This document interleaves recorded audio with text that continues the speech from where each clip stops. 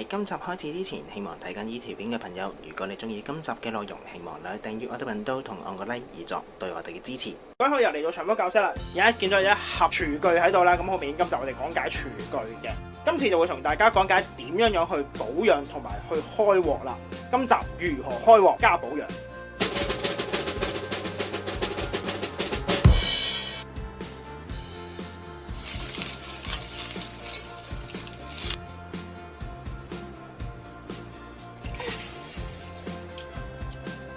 我哋屋企本來有一隻生鐵鑊斷咗個柄，而家就換咗一隻30cm 家用版 K 生鐵鑊。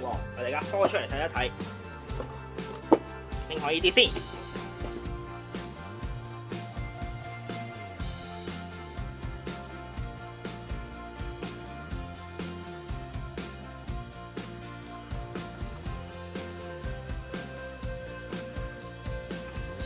咁係咩嚟嘅咧？呢個就係一個荷蘭 BK 生鐵鍋嚟。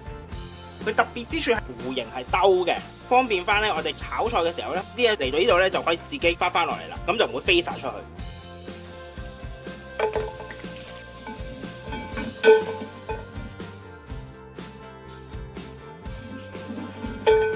同埋啊，佢呢隻咧其實係一個生鐵鑊，老一輩都會講啦，成日都你用得多咧，佢就越嚟越襟用嘅。同熟鐵鑊有咩分別咧？生鐵咧其實係個鐵咧，佢係未經過鑄造，係冇煉過鐵，可能當中仲有啲物質一齊去鍛造咗，係比較重身少少。呢個係正常。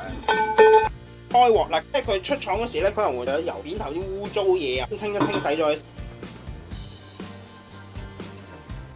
我買隻鑊翻嚟，點解仲要開鑊咧？乜隻鑊唔係可以直接用嘅咩？生鐵鑊係唔同嘅，咁咩叫開鑊咧？就係我哋會用火去燒一燒佢表面，等佢面頭可能有 coating 啊或者油咧，可以燒甩咗佢。然之後咧，我哋就會不斷揾啲油去搽落個鑊嗰度，令到佢有一層天然嘅塗層，就會變咗一個易結鑊噶啦，係好神奇嘅。留意翻啦，唔係所有鑊都係需要開鑊嘅。易結鑊嘅話咧，千祈唔好攞去開鑊。因為咧開鑊我哋係唔落油就咁燒嘅，因為易鑊佢本身有層 coating 層嘅，齋燒咧個 coating 層咧就會燒壞咗噶。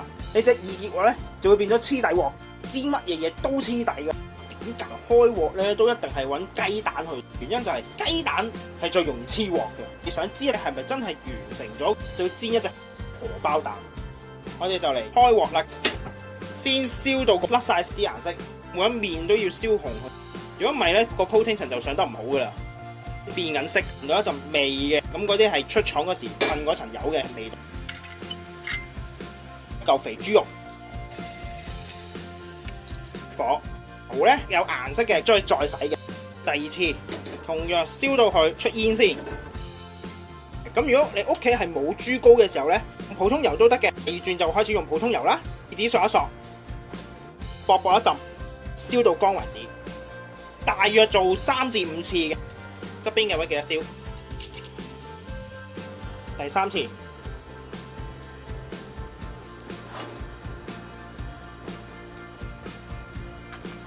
佢個表面咧反晒光，咁你以為佢好油咧？係冇嘢嘅喎，因為其實啲油已經食晒落去個表面度，形成咗一個天然嘅 coating 層啦。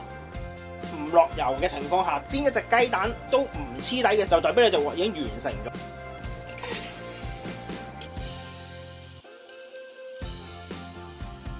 鑊鏟上面都冇油嘅，神奇嘅事即將發生啦！完整咁樣反得轉嘅，完整出翻嚟，廚房紙蛋漬啦，輕輕一抹。張廁紙冇嘢噶，大概可能你每隔幾個月一次啦，咁你可能重複翻以上嘅動作啦。保養得好咧，就可以跟你走好耐嘅。最緊要嘅係，無論幾黐底都好啦，千祈唔好揾鋼絲刷去散佢，刮花咗佢表面。當你刮痕咧日積月累嘅時候咧，其實佢藏咗啲污漬喺入邊，你點洗都洗唔甩。洗碗機佢最多都係洗到面頭，啲污漬就不斷藏啲污垢，到最後都會有機會有啲致癌物啊，或者可能細菌滋生咗嘅。如果真係黐住咗唔甩嘅時候咧，你可以揾水浸，或者可能加水煮一煮佢，等佢出咗嚟，或者可能加啲梳打粉咧，基本上都甩嘅啦。同埋呢一啲鑊鏟咧，我做廚房都係㗎，好多人啲壞手勢咧就係揾個墩墩咧，搏命係咁剁剁剁剁剁剁剁剁剁，一嚟你個鑊鏟咧就會剁到變形㗎啦，部都係窿窿，啲油落晒去，有陣時到最後嗰度咧，好明顯係一點點黑色，對你個爐具啊好大損害㗎。